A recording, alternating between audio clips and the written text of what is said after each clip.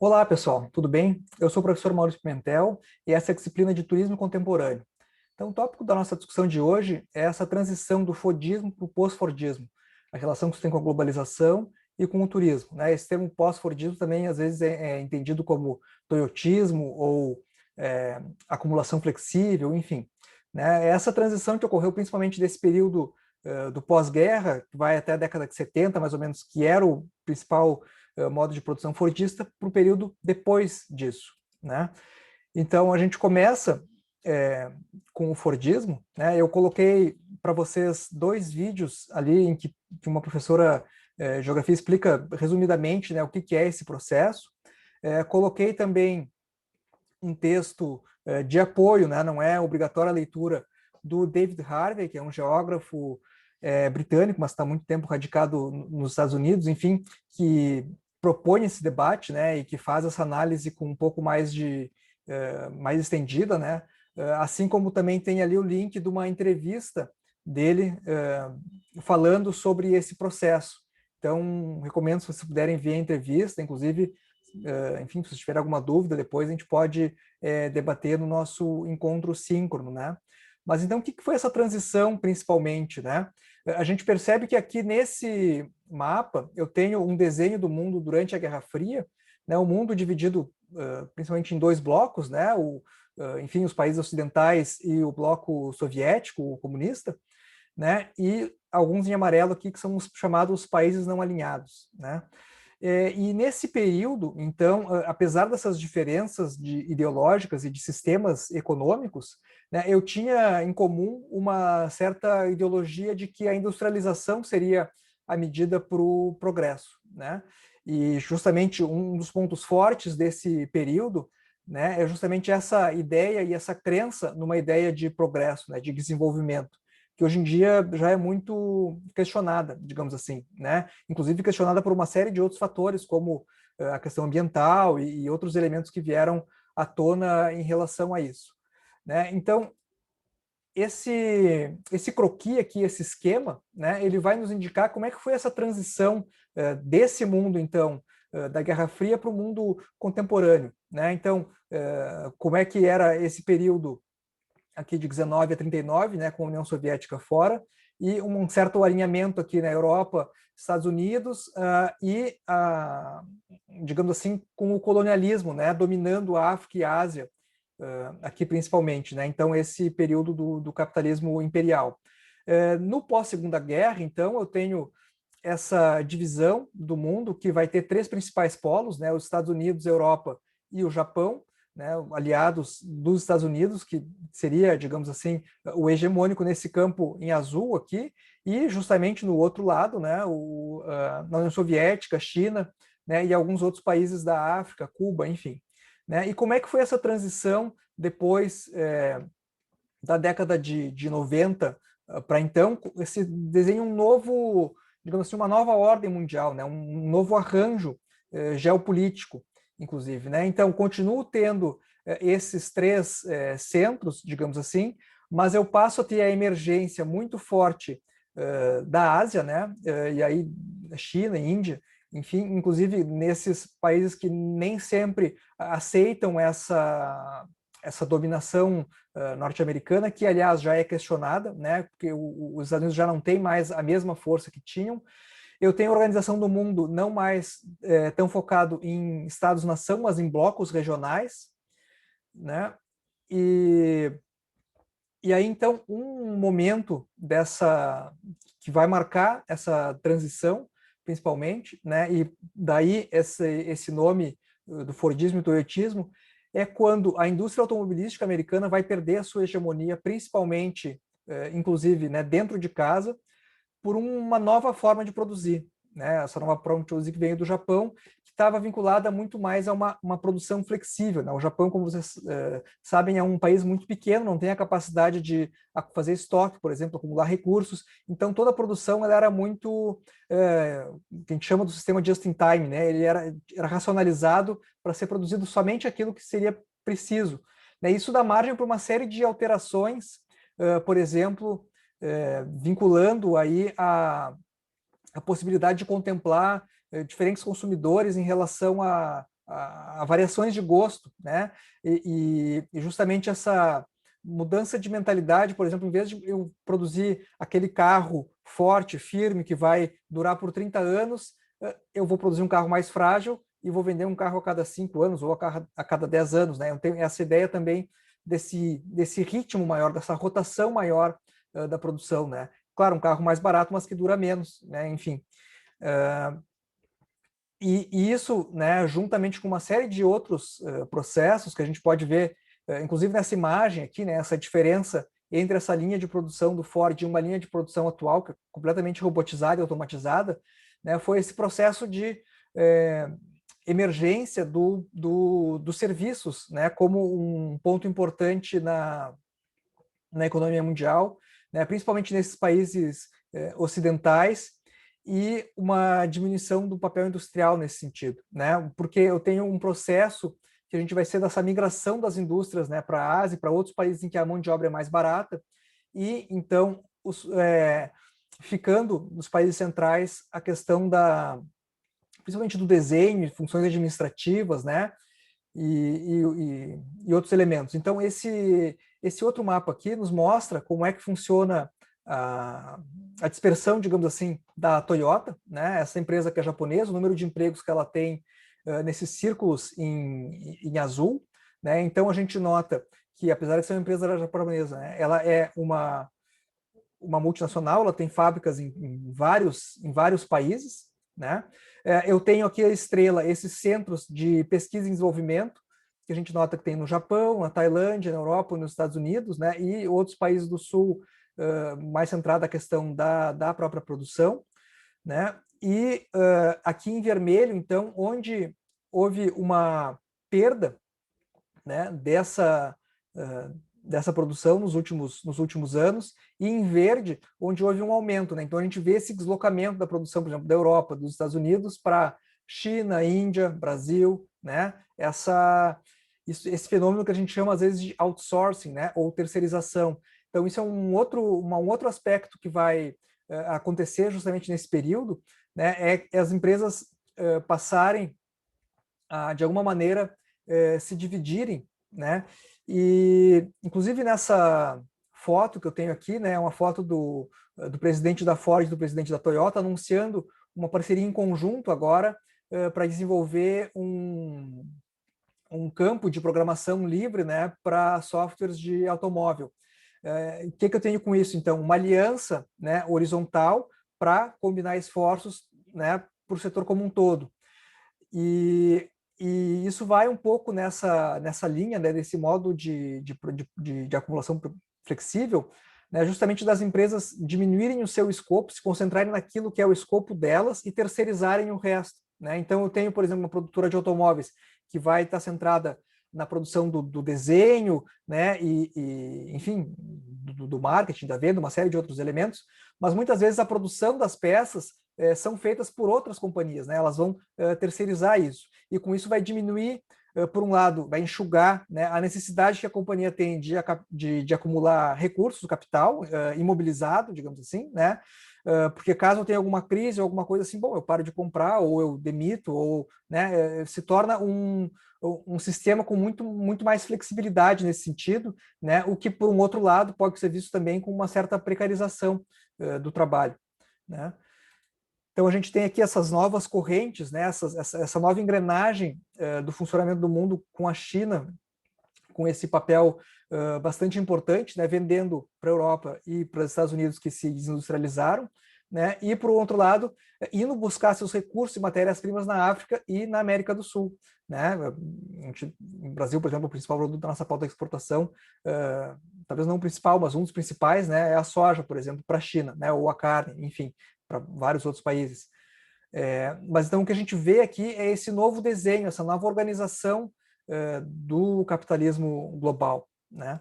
E o que vai proporcionar, né, ou alguns elementos que vão auxiliar nesse novo desenho, né, e vão permitir essa série de mudanças que estão talvez melhor explicadas naqueles 2 vídeos que eu coloquei o link para vocês, né? Então a gente tem, por um lado, as novas tecnologias da comunicação, né, ou seja, o surgimento dos computadores, mas não só dos computadores, né, outros vários elementos que permite aí uma série de inovações nos processos de produção, né, ou a própria robótica, como a gente viu ali, né, e que permitem também, com essa comunicação, essa integração muito maior dos mercados, né? Então, antes eu tinha mercados nacionais fechados, de alguma maneira, e esses mercados vão se abrir e, de alguma maneira, vão convergir. E nesse processo, o que eu tenho vai ser a especialização dos países naquilo que eles, de alguma maneira, têm uma vantagem competitiva, né? Naquilo que eles produzem de melhor, e a compra, né, ou a troca com outros países naquilo que os outros países produzem de melhor, né? E no caso do turismo, isso também acontece. A gente vê essa especialização de alguns destinos, por exemplo, ou de alguns países, né? Então eu tenho, por exemplo, talvez essa especialização do Caribe na questão do mar, da Europa na questão patrimonial, né? Alguns outros destinos, como, por exemplo, a Nova Zelândia no turismo de aventura. Então, né, apesar de todos esses países terem destinos turísticos diversos, né, que convergem com outros interesses, né?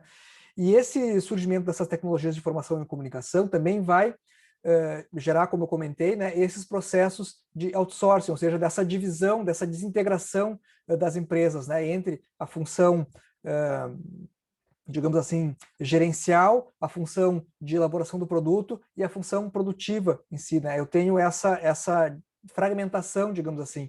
Essa imagem aqui é uma imagem, uma coisa que é cada vez mais frequente, que são esses centros de atendimento ao cliente ou, enfim, de outros, de marketing, de outras coisas que se deslocam para a Índia, por exemplo, né? Enfim, que é um país que tem uma mão de obra barata, muitas pessoas falam inglês, tem esse domínio da tecnologia, então a Índia, de alguma maneira, vai se especializar nisso. Então, não sei, eu tenho lá alguém pedindo uma assistência para um computador, de repente ele está ligando lá para alguém da Índia, né, falando. E aí, pelo próprio computador, ele tem acesso a todos os dados, enfim. Esse nosso período remoto nos coloca, né, o quanto isso é possível, de alguma maneira. Né? Então, com essa tecnologia da comunicação, com essa fragmentação das atividades produtivas, uma outra coisa que vai aumentar bastante é a própria mobilidade, né? Ou seja, a necessidade das pessoas que se deslocarem. E aí o turismo corporativo também é um ponto que cresce, né? E os destinos vão procurar atrair esses eventos, né? E junto a isso também, e o que talvez impulsione todo esse movimento, é essa grande expansão do crédito, né? Então, esse gráfico aqui mostra o índice Dow Jones, né, a Bolsa de Valores de Nova York, e vocês notem o quanto ela vinha num certo crescimento aqui até os anos 60, 70, e o quanto isso explodiu dos anos 80 para cá, né? Teve essa explosão do crédito.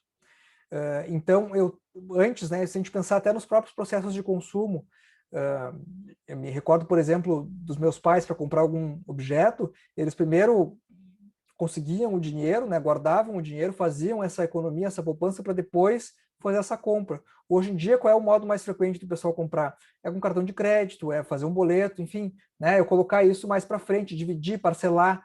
Então, esse aumento do crédito deu uma possibilidade de expansão do consumo também muito forte.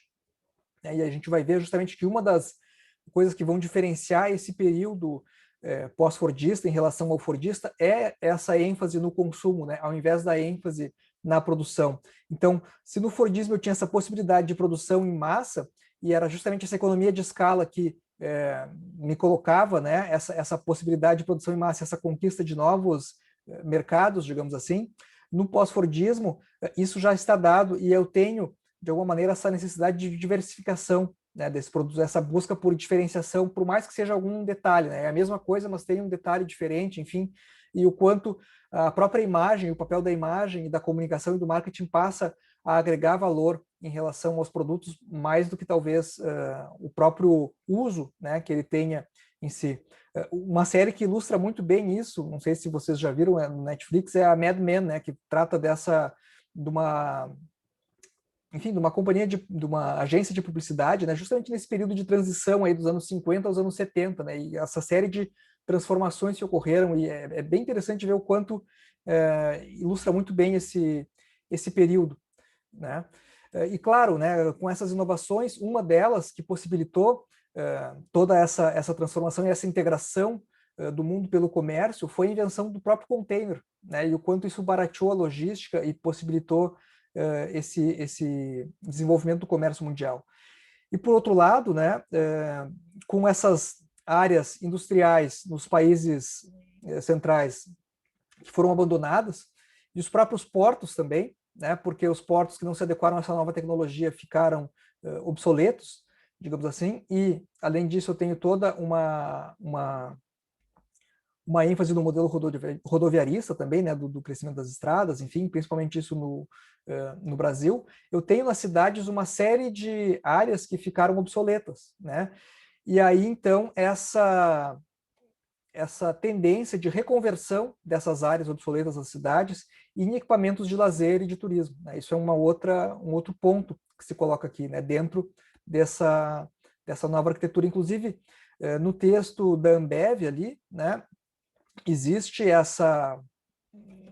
ele parte dessa visitação, né? O autor fez uma visitação turística à fábrica da Ambev, e a partir disso ele testa essas reflexões sobre como é que a fábrica se adequou a esses processos, né, da acumulação flexível.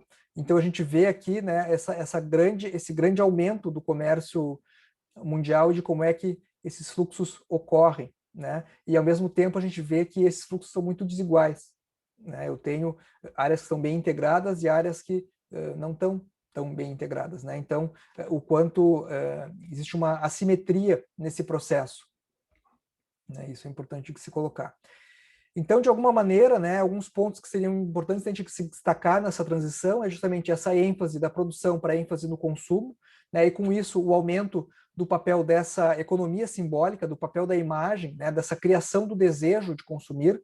Então, se antes eu tinha algum produto que às vezes durava a minha vida inteira, eu passava de uma geração para outra, se a gente pensar há 100 ou 200 anos atrás, né, aqueles produtos que passam de família em família, e hoje em dia quantos objetos acabam durando pouco, né? Esse ciclo de vida tão mais acelerado nesse sentido. E a partir disso também essa criação do desejo, né, de eu ter mais coisas e dessa ampliação da gama de objetos que são necessários para a minha existência nesse mundo contemporâneo, né? Então, esse ciclo de vida acelerado dos produtos, esse processo de outsourcing, né, ou seja, essa desintegração, essa fragmentação entre produção e concepção, que vai também estar na esteira desse aumento das mobilidades, essa mudança de uma hierarquia rígida, né, que era principalmente, ou seja, eu tenho os engenheiros e os operários, e isso era muito claro, essa divisão, né? Inclusive em relação ao turismo, aquelas práticas turísticas que eram consideradas, digamos assim, das classes mais populares e as práticas turísticas de uma alta cultura, né? E essa diferenciação entre alta e baixa cultura também, né? E o quanto isso se dilui hoje em dia para uma cultura de massas, digamos assim, mais integrada, né, ou mais, inclusive vinculada ao próprio entretenimento, enfim, né, toda essa ênfase da cultura erudita, o quanto isso caiu hoje em dia, né? E então essa flexibilidade nessa hierarquia, seja em relação a processo de trabalho, mas o quanto essa flexibilidade também isso implicou, né, nessa nova emergência de novos grupos também, na mudança dessas relações, por exemplo, né? Como eu tinha comentado naquela série, alguns pontos que aparecem ali é justamente essa emergência das mulheres no mercado de trabalho, da posição da mulher na sociedade, ou dos próprios grupos minoritários, né?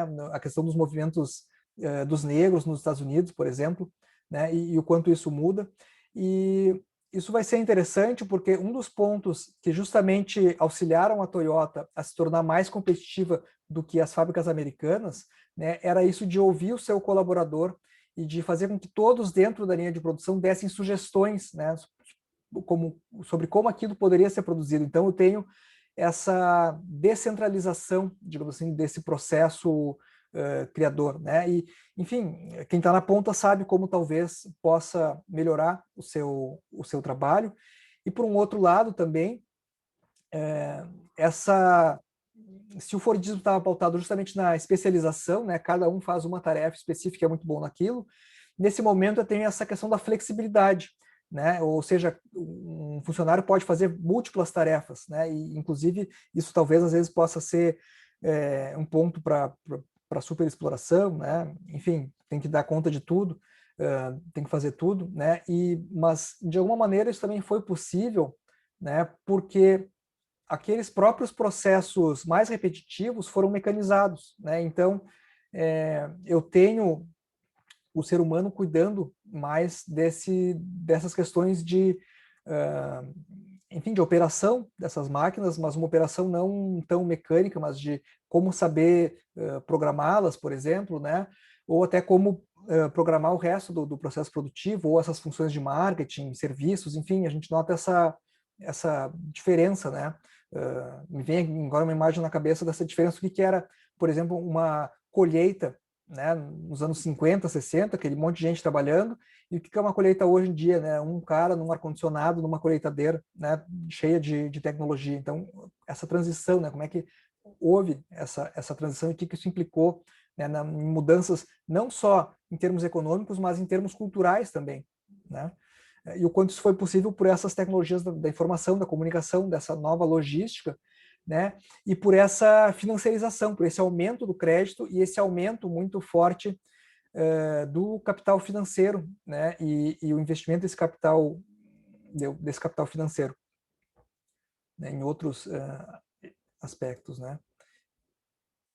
E aí alguns exemplos que a gente pode perceber que fica bastante clara essa diferença, por exemplo, né, a Coca-Cola, como é que a Coca-Cola se vendia aqui nos anos 40, digamos assim, nessa época do Fordismo, né, um produto único, enfim, de novo aqui usando esse apelo da própria mulher, né, para vender, enfim, e o quanto hoje em dia eu tenho essa diversidade da linha de produtos, né, essa fragmentação, essa ênfase no consumo e em trabalhar diferentes segmentos, né? Por exemplo, a Coca Zero, Coca Light, Coca Normal, Coca Diet, Coca descafeinada. E além disso, o quanto esses grandes conglomerados transnacionais, além de um produto só, eles têm uma linha, né? Um portfólio de vários outros produtos, né? E a importância que vai ter para uma empresa como a Coca-Cola essa ideia da economia simbólica, né? Do imaginário, enfim, o maior ativo que ela tem passa a ser a marca, não talvez o refrigerante em si, né? Um outro exemplo, e aqui mais vinculado à questão do turismo, é as próprias viagens de avião, né? Então, quando nos anos 50, 60 era algo restrito e eu tinha uma série de serviços nessas viagens de avião, e o quanto hoje são as linhas aéreas que a gente chama de budget airlines, né? Que são muito comuns, por exemplo, na Europa tem a Ryanair ou a EasyJet, né? Enfim, cada continente tem as suas, né? No Brasil isso não existe um pouco por conta da nossa regulação do transporte aéreo. Mas essas linhas, então, enfim, eles procuram uma série de processos para otimizar ao máximo, né? Enfim, baratear ao máximo, né? Então, a gente nota aqui que cheio de anúncios, né? A venda de espaços publicitários dentro do avião, essas cadeiras não reclinam, eles usam só um tipo de aeronave, né? Eles utilizam aeroportos que não são os aeroportos principais, são aeroportos periféricos, porque tem taxas mais baratas, e com isso eles conseguem fazer alguns voos assim por 20 euros, por exemplo, uma viagem dentro da Europa, né? De um destino ao outro de 500 quilômetros, digamos assim, né? Por um outro lado, isso também gera, né, um pouco nessa economia simbólica até, essa ênfase no imaginário, né, alguns memes, como a ideia do raio gourmetizador, né, então, que era um sanduíche de mortadela, hoje em dia vira um sanduíche de mortadela legítima italiana com queijo derretido do mercado de São Paulo, né, e o quanto isso, esse simbolismo e essa narrativa e esses aspectos vão fazer com que os produtos, às vezes, encareçam, né? Ou que achem um outro nicho de mercado, digamos assim, né? Então, nesse processo, e aí vinculado ao turismo, né, alguns pontos que vão se colocar é a ideia de uma McDonaldização da sociedade, né? Ou seja, eu tenho cada vez mais o mundo não se tornando homogêneo, mas em muitas medidas sim, né? Eu encontro as mesmas coisas em diferentes cidades, né? Então eu tenho essa perda dessas especificidades locais, talvez, né? E isso é um processo que não ocorre de uma maneira uniforme, ela é bastante desigual e diferenciada, né? Mas com essa integração global eu vou ter, de alguma maneira, esses padrões globais, né? E buscando esses pontos, né, de gestão do McDonald's, essa ideia de eficiência, né, de cortar custos nesse sentido, de eu ter um produto que seja previsível, né, eu espero aquilo que enfim, eu posso comer o mesmo sanduíche na China ou nos Estados Unidos ou aqui no Brasil, eu tenho um Big Mac, é mais ou menos a mesma coisa, digamos assim, então essa ideia de eu ter uma previsão, ele é extremamente racionalizado em termos de custo, então eu consigo calcular cada unidade disso, inclusive até na economia existe um índice, né, que é o chamado índice Big Mac, que é bastante interessante assim no sentido de avaliar a diferença entre os poderes de compra de diferentes países, né? Quanto é que custa um Big Mac em cada país, porque o próprio sanduíche ele inclui várias cadeias, né? Eu tenho a produção da carne, a produção do pão, da salada, enfim, e o quanto isso envolve outras cadeias de produção, né? E por um lado também, né, essa busca por um controle muito rígido e uma automação do processo produtivo, né? Então, isso seriam algumas tendências dessa McDonaldização da sociedade, né? E por um outro lado, uma outra tendência que se coloca que tem uma importância para o turismo é a ideia de uma disneyficação, né? Que seria o quê? Seria essa internalização desses valores do entretenimento e dos valores desse consumismo norte-americano para outros locais, né? E, inclusive, se comenta muito isso em relação às cidades, né? E essa dicotomia que acaba existindo, por exemplo, entre uma cidade que é feita para se consumir e uma cidade que é feita para se acolher os seus cidadãos, né? Se a gente pensar, por exemplo, nos próprios shoppings, né? Quem é que pode acessar um shopping, quem não pode acessar o shopping, quando esses espaços são públicos, mas também são públicos, não, são semi-privados, na verdade, né? E o quanto essa lógica exclui bastante, né? E, e quais são os aspectos, né, que envolvem essa desnificação e que tem uma importância grande no turismo também, porque várias cidades procuraram, como eu comentei, se reconverter em turísticas, né, e trabalham muito com esse aspecto da imagem, né, transformando a sua história, o seu patrimônio em aspectos a serem consumidos, né, em uma narrativa para que as pessoas passem a visitá-las. E aí trabalham muito com essa ideia de cenários, né, de tematização dos ambientes. A gente vê isso não só em relação aos destinos, mas as próprias lojas, né? Eu me recordo que a minha avó tinha uma loja em que o estoque era junto, né? Tinha o balcão e aí atrás do balcão tinha ali um monte de caixa de sapato, por exemplo. Hoje em dia isso não existe, né? Eu tenho toda uma preparação das vitrines né? E o quanto a própria ambiência da loja vai auxiliar a criar esse cenário para que influencie um maior consumo, né? E o próprio serviço acaba sendo muitas vezes teatralizado, né? Esses protocolos de atendimento e enfim, né? E é um processo que vai gerar, claro, né, uma certa gentrificação, que é isso de exclusão de classes populares que às vezes moravam naquele local, né? Então, que é muito comum nos centros urbanos, né? A gente tem o caso, por exemplo, mais evidente do Rio de Janeiro, que tinha aquela população que morava perto do porto ali, e com as Olimpíadas, né, e esse processo do Porto Maravilha, todo esse pessoal foi expulso daquela região para abrigar então esses novos equipamentos culturais como o Museu da Manhã, enfim, né, ou novos empreendimentos aqui em Porto Alegre. Um outro caso que a gente tem também é o próprio estádio da Arena do Grêmio, né? Então, enquanto o Humaitá era um bairro popular, simples, né, e com a instalação daquele equipamento tem aí o surgimento de condomínios ali e essa busca por uma certa valorização imobiliária da região, né? Certamente em Pelotas também tem exemplos nisso que a gente pode comentar no nosso encontro presencial não, perdão,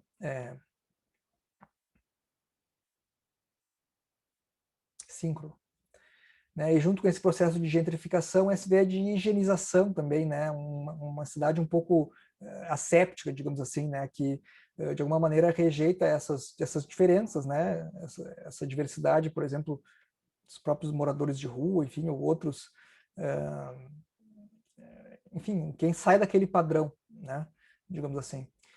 E essa ênfase no próprio consumismo, né? Tudo se transforma em um objeto em espaço para que se gere oportunidades de consumo, né? Então, eu tenho um museu, na saída do museu, aquela lojinha estrategicamente posicionada. Claro que é uma maneira de gerar receita para o próprio museu e, de alguma maneira, expandir o acesso à cultura, mas, ao mesmo tempo, também, às vezes, esse próprio consumismo, né, acaba ganhando um destaque maior do que a própria cultura que é vista no museu, né? Então, ou seja, é muito mais eu tirar uma foto, eu comprar um souvenir, do que eu ter o meu momento com aquela obra e refletir a respeito daquilo, né? E nisso, um pouco essa ideia da cultura do pastiche ou do quiche, né? Essa coisa um pouco pré-moldada, fabricada, que se esvazia de sentido, nesse sentido, né? Nesse intuito. E essa imagem que eu acho muito ilustrativa desse processo de disneyficação, né? Porque de alguma maneira recorda esse Mickey Mouse aqui um certo cavalo de Troia, né? Não sei se vocês se recordam da história de Troia, né? Da batalha que tinha entre que é narrada na Ilíada, né?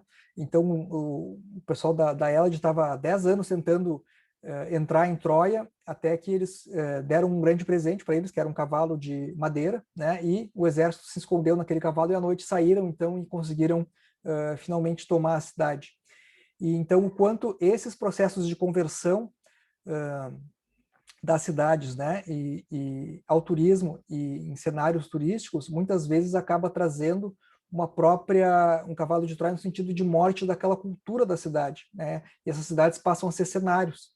Em alguns casos mais arquetípico disso, ou evidentes, por exemplo, Veneza, né? Quanto Veneza acabou se tornando desabitada. Ninguém mais quer morar lá, né? Porque é muito difícil e porque também o custo passa a ser muito caro, né? Eu tenho essa alta no preço dos aluguéis. Inclusive, essa discussão que o Airbnb trouxe, né, para muitas cidades. Essa alta do preço dos aluguéis, na medida em que os senhorios decidiam colocar para alugar no Airbnb, ao invés de ter um inquilino permanente, né, porque talvez isso rendesse mais, e o quanto isso gerou um problema em relação à necessidade de habitação e expulsou vários moradores daquelas cidades para as periferias, enfim, né, para um outro local.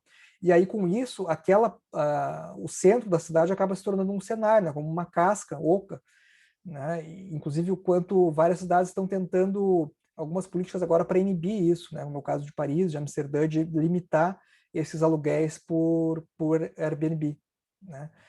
E aí, nesse sentido, assim, que essa imagem ali no cavalo de Troia aqui também dá a ideia de uma pira, né? Dessa pessoal local, às vezes, querendo botar fogo, né, nesse elemento, ou seja, dessa rejeição que existe em relação a isso e a esses movimentos de turismofobia que a gente viu aí em 2019, né? Tão diferentes de, enfim, período de hoje, um poucos visitantes. Então, nesse mundo global, né, o que vai acontecer é essa competição urbana, como eu tinha comentado, essa integração dos mercados e essa busca das cidades por atraírem investidores, né, inclusive requalificando essas áreas que eram áreas industriais e que acabaram enfim, perdendo essa função, né? A própria UFPEL talvez seja um exemplo disso, né? Pelotas que tinha esse caráter industrial, por exemplo, com o frigorífico Ângulo, e hoje em dia isso é convertido num serviço, né? Um serviço de educação. Esse espaço é convertido nesse sentido. Então, todas essas mudanças, né? É interessante a gente refletir o quanto elas trouxeram de alterações para a própria prática da viagem, né? E aí eu gostaria de colocar uma imagem aqui, esses aqui são os meus avós saindo em férias em 1962, né, uma viagem de 30 dias para Tramandaí, no litoral norte, para chegar lá desde Caçapava do Sul, que é a cidade que moravam, demorava 2 dias, para voltar mais 2 dias, né, uma família mais numerosa, com 5 filhos, enfim, eu tinha essas férias maiores por conta disso, né, até pelo tempo de deslocamento que isso necessitava. Né, e ficavam em um apartamento que era dividido depois pela família inteira, né? Cada um tinha a sua escala, digamos assim, naquele apartamento, né? Que era de propriedade, enfim, de algum dos irmãos, né? E aí, novamente, essa questão também da propriedade, né? Que a gente coloca que existe, né? Nesse modelo fordista e que hoje em dia é mais raro, né? Então, hoje, em 2018, eu, né, num período de um ano, aqui eu fiz um pouco as contas dos lugares que eu visitei, então, o que a gente nota aqui, né, o quanto são mais viagens, mais deslocamentos, em um período mais curto, para uma diversidade de locais mais distantes, repetição de viagens, por outro lado, e justamente isso que eu estava comentando, em todos, de alguma maneira, eu ou aluguei um apartamento ou fiquei em um hotel, não tive esse investimento fixo nesse ativo, né, que eles tinham em relação ao apartamento, né? E, enfim, então, não sei, acho que seria interessante vocês refletirem, perguntarem para os pais, para os avós de vocês como é que era esse processo de viagem, das férias deles, né? E compararem hoje em dia, ou se é que tinham, né? Porque eu acho que um dos grandes fatores que ocorreu aqui também foi essa popularização das viagens. Então, e enfim, muita gente consegue o acesso às viagens somente num período mais recente, né? Uma outra mudança que isso vai acontecer é justamente no modo como elas são distribuídas, né? Então, se antes eu tinha o papel do intermediário muito forte das agências de viagem, esse croquis aqui explica um pouco isso, né? Então, eu tenho aqui os hotéis, as companhias aéreas, outros serviços que vão ser organizados por uma operadora e distribuídos por uma agência para o consumidor final. Hoje em dia, esse sistema ficou muito mais complexo, né? Porque cada empresa, cada companhia aérea, hotel, enfim, tem vários canais de distribuição. Tem um site direto, tem a venda pelo Booking, que é uma agência online, continua tendo as operadoras. Então, o quanto essa rede se complexificou nesse sentido e, por um outro lado, o quanto isso permitiu que novos empreendimentos surgissem, por outro lado. Então, enquanto eu tenho um mercado que é mais competitivo, mais difícil, eu tenho mais gente viajando também, né? Então, uma coisa compensa a outra. E aí, nesse processo, justamente algumas tendências que se colocam por exemplo, a segmentação, que eu tinha comentado na aula passada, né? E essa especialização em nichos de mercado. Então, por exemplo, eu vou ter aqui uma agência que trabalha só com intercâmbio, outra que trabalha só com viagens de surf, né? E uma busca das próprias agências hegemônicas em se colocarem nesse ramo, né, nessa especialização. Por exemplo, a CVC aqui, uma comunicação voltada especificamente para noivos, e além disso, o uso das próprias tecnologias, né, da internet para a distribuição desses produtos. E o quanto, então, tem hoje um mundo que é muito mais diverso em experiências, né? Aqui, o Airbnb, que coloca, se puderem dar uma visitada também, né? Eles têm uma aba ali que, além da hospedagem, eles estão ofertando também experiências. Então, qualquer um, de alguma maneira, pode criar algum tipo de experiência no seu destino. Tem lá, por exemplo, uma dançarina em Cuba que vai me mostrar como é que é a cena local de salsa em Havana, ou a mesma coisa em relação a Buenos Aires, o tango, ou em BH, alguém que vai me mostrar onde é que é o melhor pão de queijo e fazer uma visita do mercado.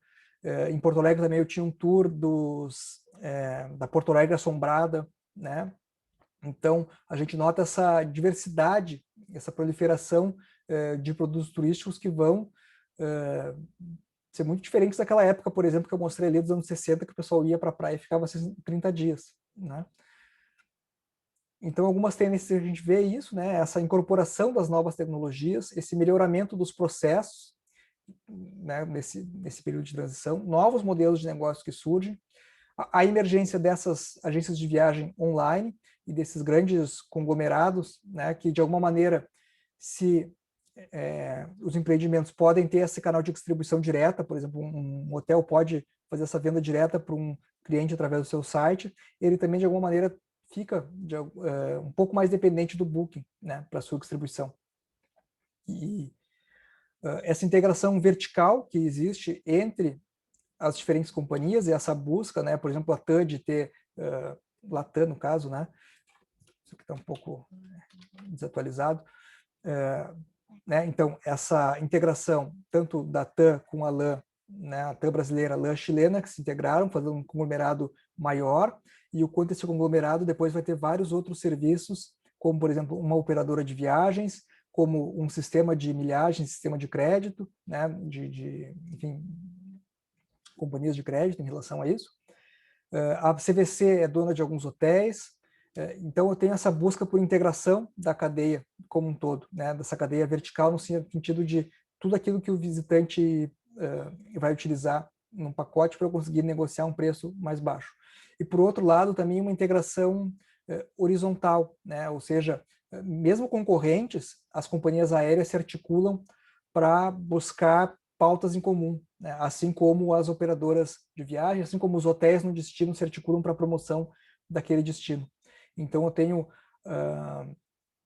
por um lado, né, uma concentração de mercado bastante forte, um certo oligopólio, e por outro lado, uma dispersão e uma especialização em várias pequenas, menores, em nichos de mercado, né, que tem seu espaço justamente por esse aumento das viagens, né, e também uma mudança, né, no papel que vai ter da viagem, não sendo mais só simplesmente a oferta do serviço, mas essa produção de conteúdo, esse papel do consultor de viagens também, né, isso de estimular o desejo de viajar e o quanto esse simbolismo passa a fazer parte desse novo momento.